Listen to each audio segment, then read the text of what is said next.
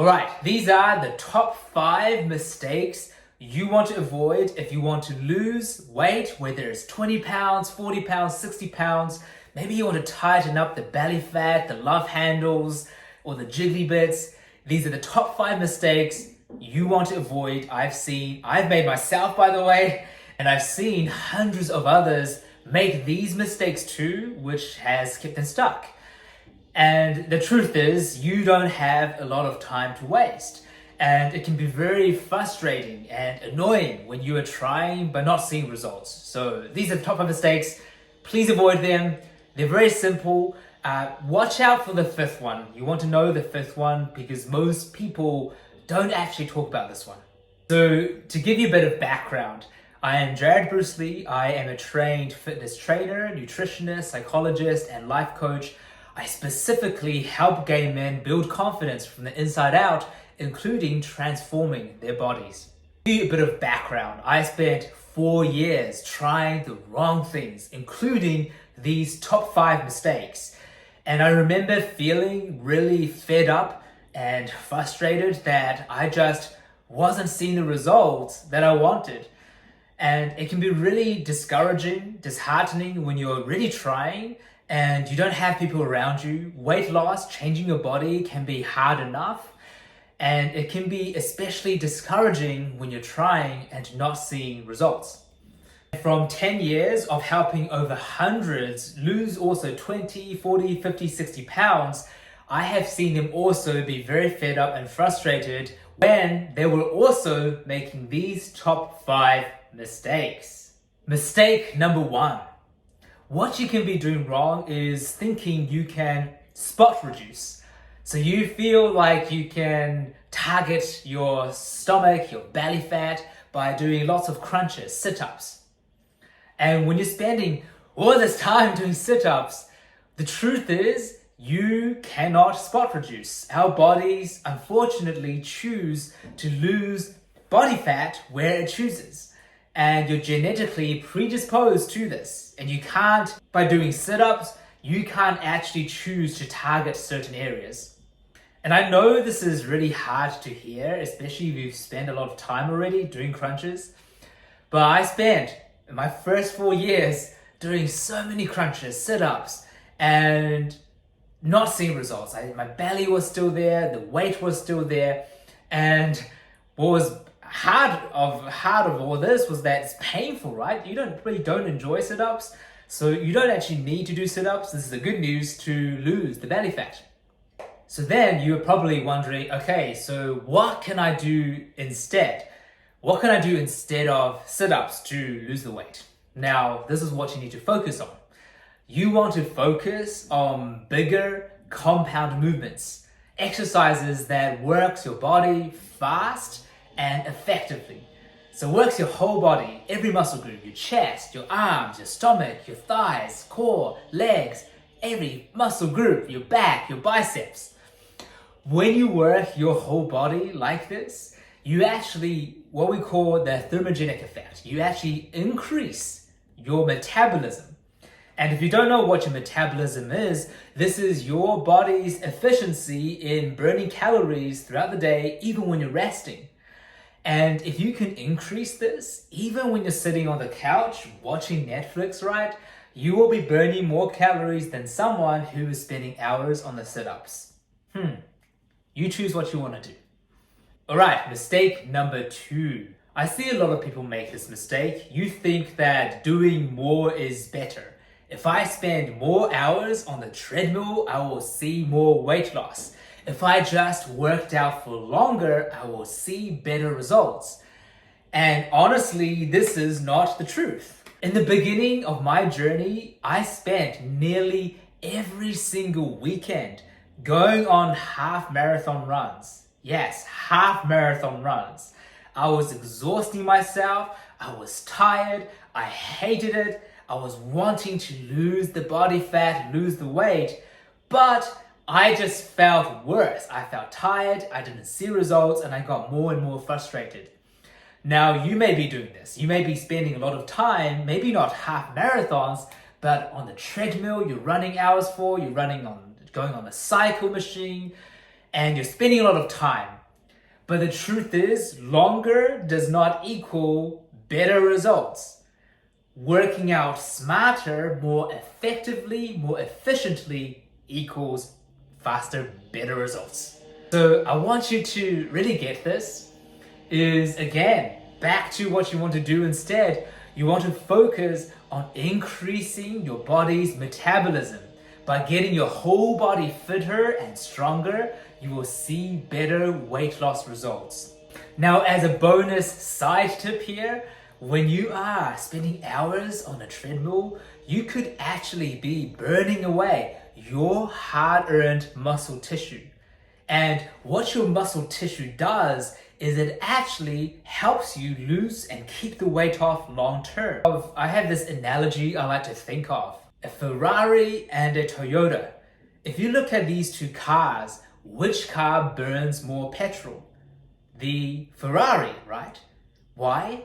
Because the Ferrari has a bigger engine size. And when you have a bigger engine size, you burn more fuel. If you spend a lot of hours running on a treadmill, you are actually shrinking your engine size and you become a Toyota Corona. And what happens when you are a Toyota Corona is that you burn fuel, petrol, food very ineffectively, which means when you stop doing this, you can go back to old habits, your eating habits. You are actually going to put on more weight than when you started. And I know that you don't want that. Okay, mistake number 3. Most people know this, but it has to be said. You cannot out-train a bad diet. You can be spending all the time in the gym, working out, you're pumping the iron, you're running on the treadmill, you're doing all this stuff. But if you're eating junk food, burgers, pizzas, ice creams, day in, day out, having lots of alcoholic drinks, you will never see the results that you want. What you want to master is to get your nutrition better. You want to find better fuel inside your body that helps you, works together with your workouts for the weight loss results that you want and deserve. Okay, now mistake number 4. I see a lot of people do this. You are cutting out your favorite foods. You believe that by taking out your sugar, pizza, burgers completely, you will see better results. And yes, this is actually true if you manage to do that. But what happens, right, when you tell yourself that I can never have my favorite cheesecake ever again, what happens? You fucking wanted more. Yeah, you wanted more, right? I remember in the beginning of my journey, I would swear to myself, I will no longer have chocolate, sugar ever again. And I have a sweet tooth, a very big sweet tooth. And every time I told myself this, I might stick to it for 2 days, 3 days, but what happened after? Yeah, the sugar craving hit me like a ton of bricks. I would go ravaging through chocolate, ice cream. I still remember when I was in my corporate accounting job, I sat inside my Toyota Corona. Yes, Toyota Corona. I was 21, sitting inside my Toyota Corona, going to the supermarket, buying a big bag of chocolate, and we're talking this size. I'm not exaggerating, right? And I shoved it all inside my mouth. Why? Because I was feeling so deprived. Every single time I told myself I couldn't do it, I wanted it more. And I was on the cycle, yo-yoing, craving junk food, cutting it out, doing it all over again. And this gets very, very tiring. And if you've been through this, you know what I mean. You keep on yo-yoing up and down. There's a better way to do things. What I encourage all of my clients is to find a healthy balance. You want a simple rule, 80-20 rule. 80% of the time, you're eating foods that are wholesome, healthy, nourishes your body, but then 20% of the time, you get to enjoy the foods that you really want. Have the pizza, have the ice cream, have the chocolate, and you do it guilt-free. Go have it, enjoy it.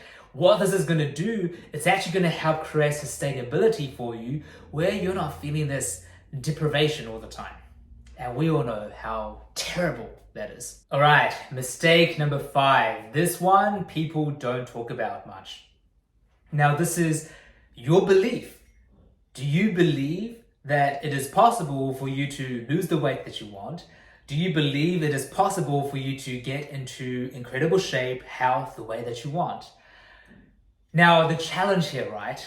If you don't believe it is possible for you, you think it's too hard, you think working out, exercise, dieting, right, the whole thing is too hard, too much work, what happens? You feel very demotivated. You don't even want to try. Why try when you're gonna fail anyway? Why try when it's gonna be this big mountain you have to climb? And what happens is you're gonna tell yourself, I'm too busy with work, I don't have enough time, I can't do it. When reality is that you don't fully believe and have the confidence in yourself that you can do this. And I know how hard that can feel, right? I remember first stepping inside a gym for the first year or two, it was very intimidating. I felt very confused. I didn't know what to do. There were the big guys lifting big weights, rah, rah, rah, making those big noises. It's very scary, especially as a gay dude. I felt very triggered, right? Of wanting to be this macho guy because all those triggers of the homophobia I faced, all those traumas just got lifted out of me, and the gym can be this scary place. Now, what is happening for you now is if you don't overcome this, if you don't believe it is possible for you, you will find every excuse possible to not do this thing. You will find work, you get too busy, you just too many social events. You are going to fill up your calendar with stuff so that you don't have to face this. But what happens, and I see this all the time for the guys I've helped, when you start to believe it is possible, that you can lose the weight, that you can get in incredible shape, that you can do this, what happens to you? Do you have more motivation or less? More, right? Will you be more encouraged to find time to work out, to seek out help and guidance when you believe it's possible? Yes. Will you feel more positive about the whole thing? Yes. And what is this going to do for your transformation? Yes, you will actually lose the weight. But if you don't believe it is possible and you hold on to this belief, you will stay stuck, because why bother? Alright guys, I'm curious to hear from you. Out of these top 5 mistakes, which one of these do you find hardest? Which one of these 5 mistakes are you making? Are you making all 5 of them? Just 1, just 2, just 4, just 3? Which mistake are you making? And just remember, that's okay, by the way. However many mistakes you're making at the moment, please use this as encouragement, because if you can fix this, this will help you step forward. So if you want to succeed in your journey, I want you to hit that subscribe button to get more of these videos to help you really feel good about yourself, and you deserve it. Now, here are some next steps. If you want to really succeed in your weight loss, body confidence journey, we have a 40-point checklist right here in the links that's going to help you diagnose very quickly which areas in your workouts, nutrition, psychology, in your environment, what you need to fix so that you can be successful on your journey. Also, please check out my video over here on my transformational journey.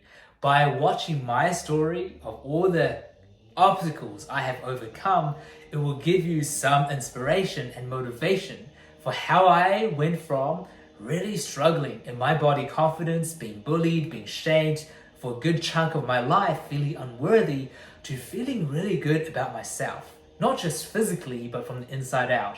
If you're curious about how you can do that too, watch this video here, and I'll see you soon.